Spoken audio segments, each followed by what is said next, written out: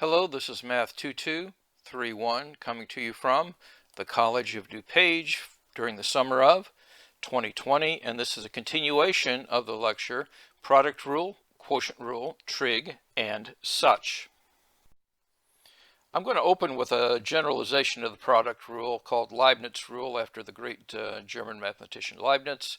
And so if you had three functions being multiplied together and took the derivative, you would do this. You take the derivative times the other two, and the derivative shows up here for f, here for g, and here for h. If you had four, you would have four terms: f derivative, g derivative, h derivative, and w derivative, and so on. This is not the only way to do it, but this can perhaps save you time when you're doing a calculation like that. So that's kind of enough for now on the product rule. Let's go back and look at the quotient rule, and we're going to use the same functions we used before, which was x cubed and x to the sixth for f and g respectively. And so the derivative of the quotients, the derivative of this, which is this, which is this, which is going to be this.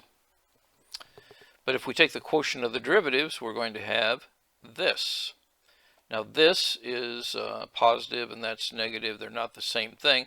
So you see the derivative of the quotient is not the quotient of the derivatives.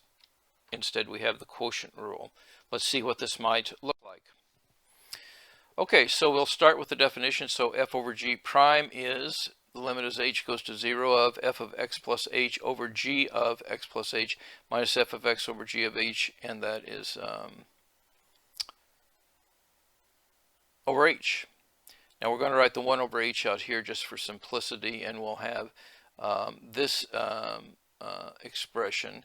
And what we did is we got a common denominator here, and this h is in the denominator, but this is the common denominator of the numerator.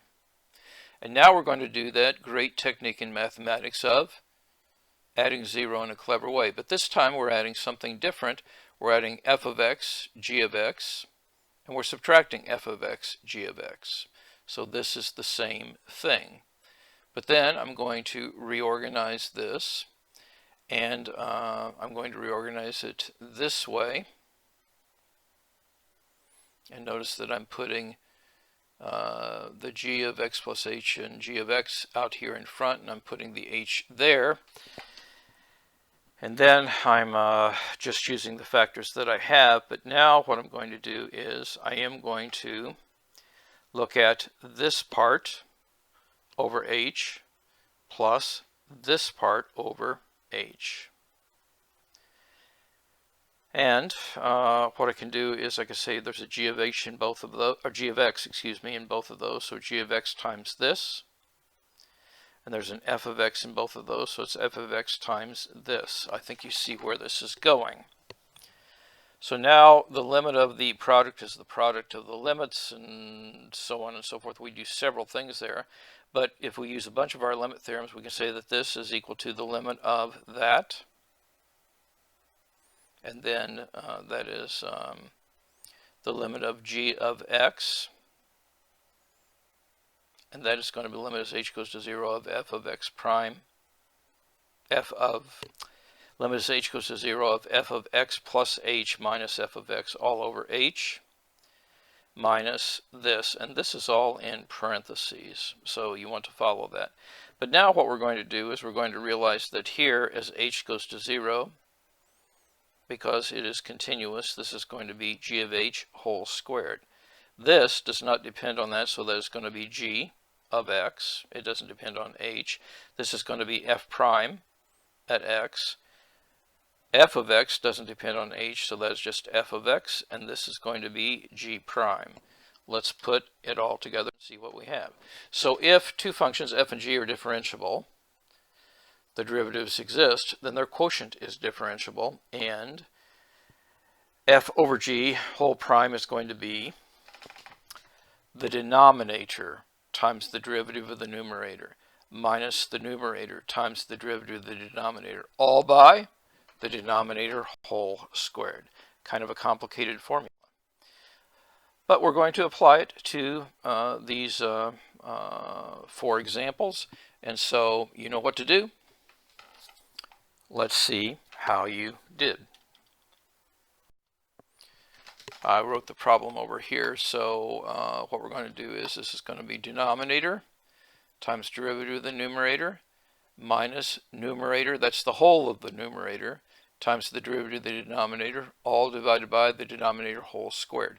Now that's kind of a mess, particularly to substitute numbers, so you should be able, and I encourage you to do this, simplify this down to this. This is 15 over 2 minus z whole squared. Here's b. So this is going to be the denominator times the derivative of the numerator minus numerator times the derivative of the denominator, all divided by the denominator whole squared. So this is an important step, but then you want to simplify this as much as you can, because I'm going to be having you plug numbers into this, and you should be able to simplify it down into this expression. And I encourage all the students in the class to give that a go. Let's look at number C.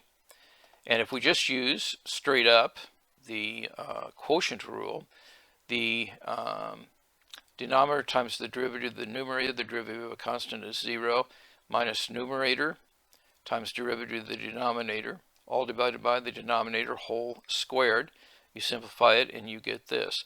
Now, it is possible for you to decide, oh, on this one I'm not going to work it that way.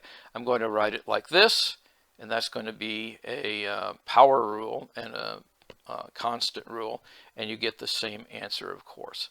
On this one, I think there is almost no reason. You certainly could use the quotient rule, but on this one I would just write it this way, and the derivative would be that. Here's another example. Suppose the air in a balloon at any time t, the volume of the air at any time t is given by that equation. Determine if the balloon is being filled with air or being drained of air at the time t equal 8. You know what to do. And while you're doing it, I'll see you in